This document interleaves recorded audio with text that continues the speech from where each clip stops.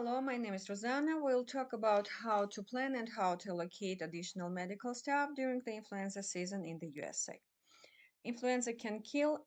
We'll start with bad news that influenza can kill. Virus mostly hits elderly. 1% of the population above the age of 65 dies of influenza. You may think 1% is not significant, but what if we tell you that it's almost equal to the population of Miami, Florida?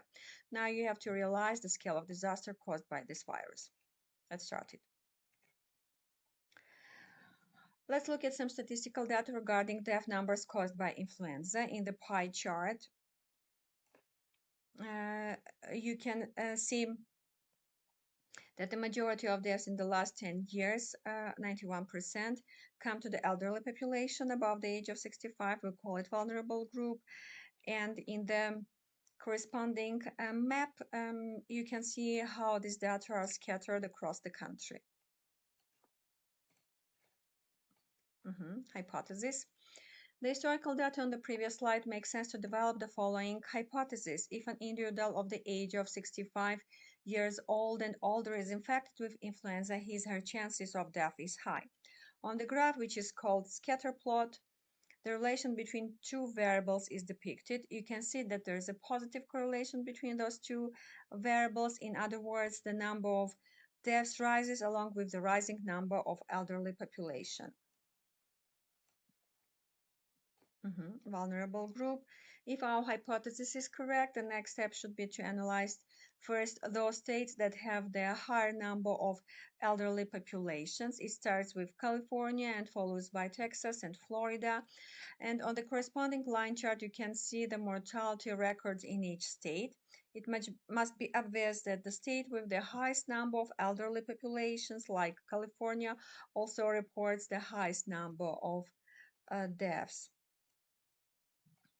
We call this slide as data for decision making, how we should prioritize the states for decision making. In the below chart, you can see the share of vulnerable population by state, where California is among the states with the medium or lower share of vulnerable group. In the second chart, you can see the death rate of vulnerable population by state. Arizona, as a state with the lowest share of vulnerable group, has the highest death rate. You may think that it would be a good idea to prioritize state by the death rate. We have limited resources, so if we prioritize states by the death rate, we can succeed in the reduction of death rate in Arizona, for example. But in absolute terms, our achievements wouldn't be significant. So we still recommend to focus first on the states with the high number of elder population in absolute terms.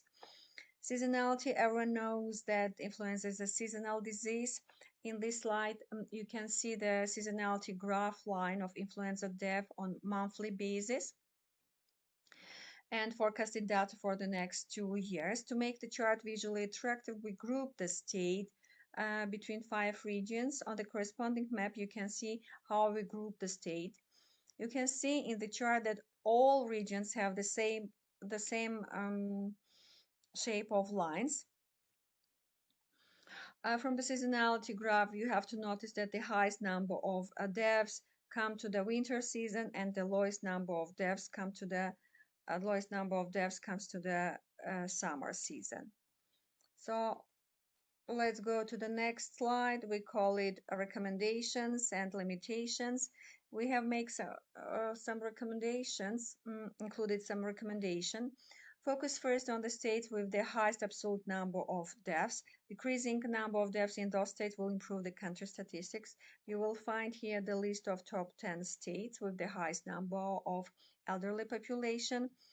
The next, be ready to provide more resources in winter season and promote vaccination campaign in the states with the highest number of death rates. So this is the end of our presentation. The main message of this presentation is that all lives matter, and it's our duty to take care of elderly. With better planning, we can change this world and save the lives of thousands of people. Thank you.